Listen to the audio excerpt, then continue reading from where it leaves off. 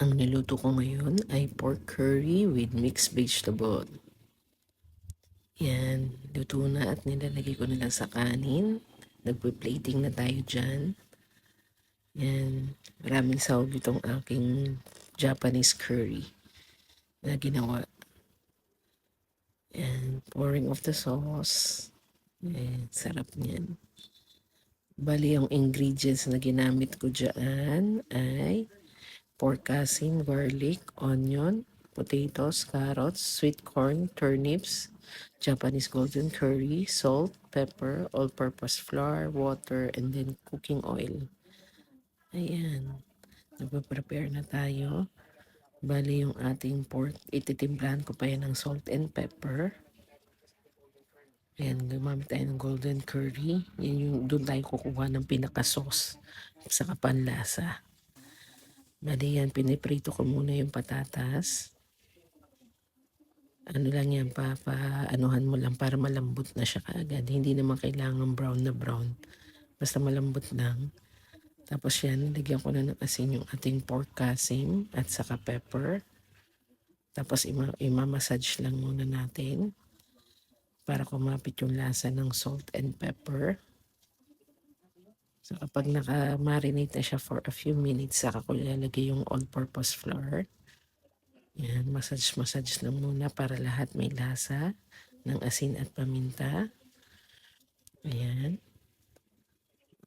Tapos ang gugusto na ako ng kamay niyan eh. Kasi anuin ko na naman, susunod ko naman yung ating carrots sa pagprito. Ayan. Nilagay ko na yung carrots. Bahagyang prito lang din, saglit lang. Para mabilis na lang pagka ilalagay na natin, pagsasama-samahin na natin, saglit na lang siyang pakukuluan with the sauce.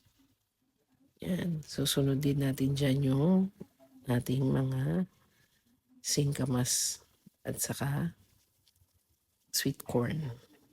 Yan. Ayan. Para lang sa dagdag na tamis at umami sa ating lulutuin na curry. Yan. Bagyang prito lang yan. Tapos isa-set aside natin para maluto naman natin yung ating marinated pork kasim. O, yan. Sige, mix-mix lang tayo dyan.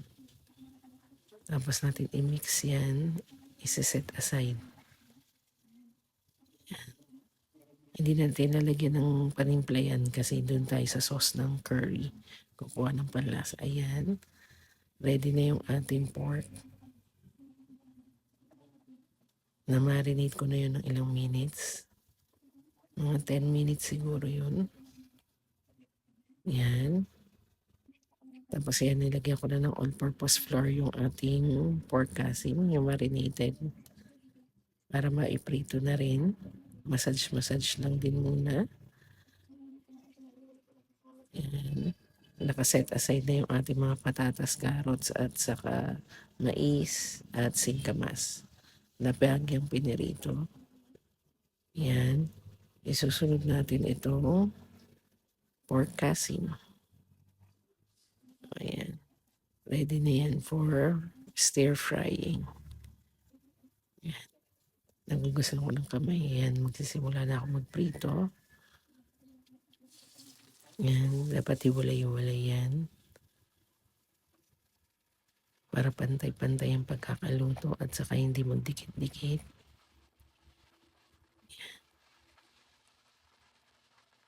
Iniisa-isa ko yan. Kasya naman yan sa isang kawali na ginamit ko. Ayan. Habang piniprito natin yan, ayan o, para matanggal yung pagkapula ng meat at maluto din siya. Lahat iisa-isahin natin ang pagmimix. Bale, pinirito ko yan sa medium to high heat yung ating meat. Mix lang, tapos tinakpan ko na rin yan para lalo pang maluto. Mas mabilis maluto kung tatakpan natin. Mga ilang minutes lang naman yan kasi malambot naman ang pork kasim. Ayan, medyo nag-brown na siya. Pag nag-brown na yan, ano na yan, ayan na, dahil sa marami yung mantika, pabawasan natin yung mantika. Tapos isi-set aside muna natin yung pinirito nating pork casing para makapaggisa naman tayo ng para sa ating golden curry. Yan. Inano ko lang muna talaga para lutong-luto talaga siya. Yan. Ayan, ready na siya iset aside. Ayan. Nag-iwan ako ng konting oil para sa paggisa natin ng bawang sibuyas. Papaswet lang natin yan tapos lalagay na natin yung ating Japanese curry. Isang cube lang ang ginamit ko. Tinunaw ko na yan dyan sa kawali kasabay ng bawang sibuyas. Kailangan lusaw kasi bago natin ilalagyan ng tubig. Yan. Ready na yung ating curry. Yan, gumamit lang ako ng isang cube. Yan. Tutunawin ko dyan sa ating bawang at sibuyas. Ginigisa ko rin yan. Pag natunaw na yan, saka natin lalagyan ng tubig. Ginamit ko tubig mainit na para mas mabilis pang maluto. Mga isang mug ng tubig mainit. Ayan o, nadudurog naman siya. Mabilis naman siya matunaw. Ayan o, konting kuskus lang yan. Ayan, tunaw na siya. Lalagyan na natin ng mainit na tubig. Pag kumulo na yan, saka naman natin ilalagay ulit yung ating sinet aside na piniritong kasim. Ayan, mix-mix lang. Ayan, hinulog ko na rin dyan yung ating pork kasim. Tapos haluin na natin. Let it simmer lang din para manuot yung lasa ng curry sa ating pork. Ayan. Sizzling, ano na siya, simmering na. Tinakpan ko.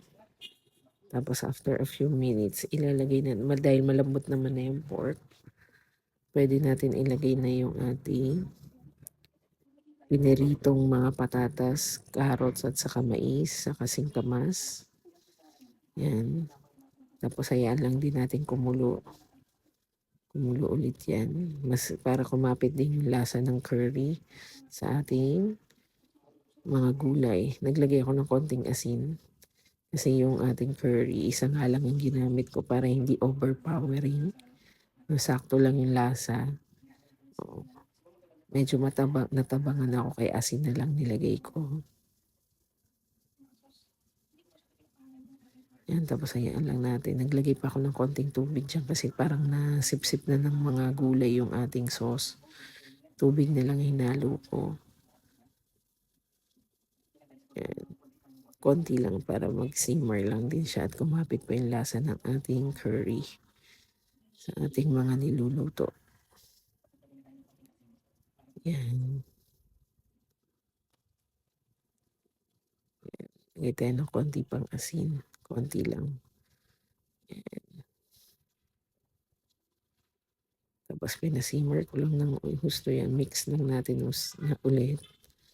Yan, nauubos na halos yung sauce. Kaya alam ko naglagay pa ako ng tubig dyan. Yan, malambot naman na lahat yan eh. Yan, konting ano na lang. Konting minuto na lang. Ayan, naglagay ako ng konting tubig pa. Tapos pinasimmer ko lang siya. Ayan. Para talagang kapit na kapit yung lasa ng curry. Tapos ano niyan, nabawasan na ng konti yung sauce niyan. Ready to serve na yan. Ayan. Mix na ng konti pa. Masarap yan. Kompleto yung lasa niyan. Alat. Yung tamis nga galing sa sweet corn at saka sa singkamas. Ayan na. Pwede na tayo mag-plating. Ayan. Yan yung food ni mother. Ayan. Si mother na hindi kumakain ng curry, napakain ko na siya ng curry. Nagustuhan niya na yung timpla ko na yan. Ayan lang. Isa-serve lang natin sa kanya yan. Ayan. Nilalagyan lang natin ng sauce yung kanyang kanin. Ganyan lang naman yung pagkain ni mother, ganyan lang karami. And then, solve na siya dyan. Yun lang. Enjoy watching. Bye-bye.